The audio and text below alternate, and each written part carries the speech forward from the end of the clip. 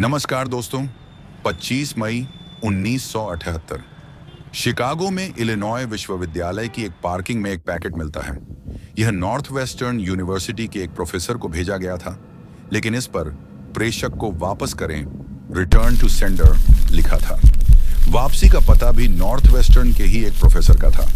यह packet Bulkley Christ नाम के प्रोफेसर को पहुंचाया गया, जिनके नाम से इसे भेजा गया था। वह इसे देखते हैं, पहचान नहीं पाते और उन्हें शक होता है। वह कैंपस सिक्योरिटी को बुलाते हैं। टेरी मार्कर नाम का एक अधिकारी आता है। वह उस पैकेट को देखता है। यह एक साधारण हाथ से पता लिखा हुआ डिब्बा था। जैसे ही ऑफिसर मार्कर उसे खोलते हैं, पैकेट फट जाता है। धमाका बड़ा नहीं था, लेकिन जानलेवा था। यह उनके बाएं हाथ को चीर गया। यह पहला हमला था, उस आतंक के दौर की शुरुआत जो लगभग 2 दशकों तक पूरे देश को जकड़ने वाला था। हमलावर ने कोई फिंगरप्रिंट नहीं छोड़े थे, कोई गवाह नहीं था, कोई मकसद नहीं था। एकमात्र सुराग बम के टुकड़े थे, लकड़ी के टुकड़े, रद्दी धातु और आम हार्डवेयर। वह एक भूत था। 1 साल बाद 1979 में अमेरिकन एयरलाइंस की फ्लाइट 444 के कार्गो होल्ड में लगभग वैसा ही बम रखा गया। इस बार इसे हवा में एक यात्री विमान को नष्ट करने के लिए बनाया गया था। यह ठीक से फट नहीं पाया और केवल धुआं छोड़ने लगा, जिससे विमान को आपातकालीन लैंडिंग करनी पड़ी। धुएं के कारण 12 यात्रियों का इलाज किया गया। FBI अब जानती थी कि यह कोई आम घटना नहीं है। यह कुछ नया था, कुछ भयानक। उनके पास एक ऐसा बॉम्बर था जो यूनिवर्सिटी और एयरलाइंस को निशाना बना रहा था। उन्होंने उस भूत को एक नाम दिया, यूनाबॉम्ब। लेकिन वे यह नहीं जानते थे कि यह केस FBI के इतिहास की सबसे लंबी और सबसे महंगी खोज बन जाएगा।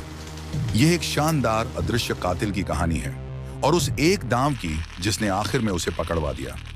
एयरलाइन हमले के तुरंत बाद FBI ने एक टास्क फोर्स बनाई। उन्होंने बमों के हर टुकड़े का विश्लेषण किया। बॉम्बर बहुत शातिर था। उसने रद्दी माल, धातु के टुकड़े, लकड़ी और आम पेंचों का इस्तेमाल किया ताकि उसके बनाए डिवाइस को ट्रेस करना असंभव हो। यहां तक कि वह अपने ट्रिगर और स्विच भी हाथ से बनाता था।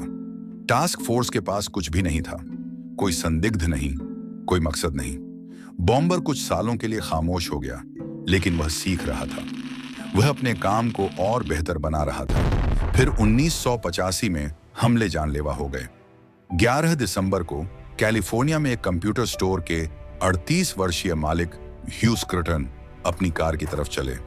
उनकी पार्किंग में सड़क के किनारे पड़े मलबे के भेष में एक पैकेट रखा था। जैसे ही उन्होंने उसे उठाया, वह फट गया। छर्रे उनके शरीर में धंस गए। ह्यू स्क्रटन यूनाबॉम्बर का पहला शिकार थे। खेल बदल चुका था। यह सिर्फ आतंक नहीं था, यह हत्या थी।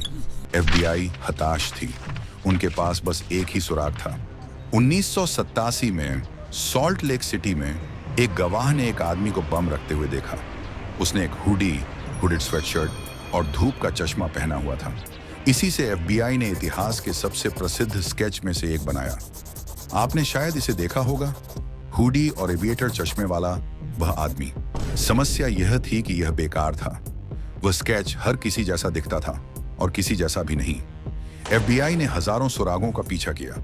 उन्होंने 1000 से अधिक संभावित संदिग्धों की जांच की और हर सुराग बंद गली में जा मिला। इस बीच बॉम्बर अपना काम करता रहा। 1994 में एक और वैज्ञानिक मारा गया। 1995 में एक टिम्बर लॉबिस्ट मारा गया। उसने अपने पीड़ितों और अखबारों को चिट्ठियां भेजी, जिनमें वह टेक्नोलॉजी के खिलाफ बकवास करता था। वह चालाक था, वह धैर्यवान था, और वह हमेशा एक कदम आगे था। केस को 17 साल हो चुके थे।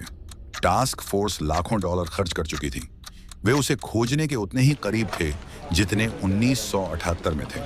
फिर 1995 में यूनाबॉम्बर ने अपना सबसे दुस्साहसी कदम उठाया। उसने एक पैकेट भेजा जिसमें बम नहीं, बल्कि एक धमकी और एक मांग थी। अंदर 35,000 शब्दों का एक निबंध था, जिसका शीर्षक था औद्योगिक समाज और इसका भविष्य। इसे यूनाबॉम्बर मैनिफेस्टो के नाम से जाना गया। बॉम्बर ने इसे द न्यूयॉर्क टाइम्स और द वॉशिंगटन पोस्ट को एक अल्टीमेटम के साथ भेजा। मेरा पूरा मैनिफेस्टो शब्द दर शब्द प्रकाशित करो, वरना मैं एक और बम भेजूंगा और मैं और लोगों को मार डालूंगा। एफबीआई और अखबार वाले फंस गए। यह एक असंभव विकल्प था। क्या आप एक आतंकवादी को मंच देते हैं? क्या आप एक हत्यारे के साथ बातचीत करते हैं? या आप मना कर देते हैं और अगले धमाके का इंतजार करते हैं, यह जानते हुए कि आप इसे रोक सकते थे?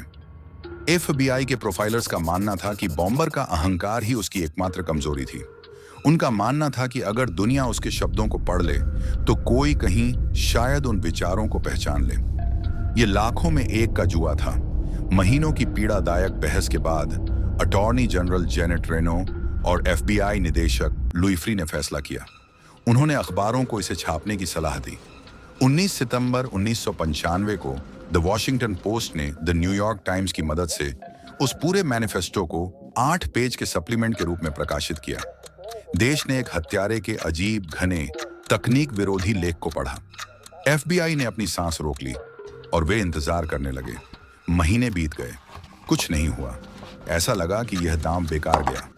लेकिन फिर 1996 की शुरुआत में डेविड काजिंस्की नाम का एक आदमी अपने घर पर बैठा था। वह मैनिफेस्टो की एक प्रति पढ़ रहा था और उसे एक ठंडा, घिनौना एहसास हुआ। वे विचार, वे शब्द, टेक्नोलॉजी के बारे में वे अजीब जुनून, ये सब उसे खौफनाक रूप से जाना पहचाना लग रहा था। ये बिल्कुल उसके अलग थलग रहने वाले, प्रतिभाशाली और गहरे परेशान बड़े भाई जैसा लग रहा था। एक आदमी जिसका नाम टेड था। टेड काजिंस्की एक गणित का जीनियस था।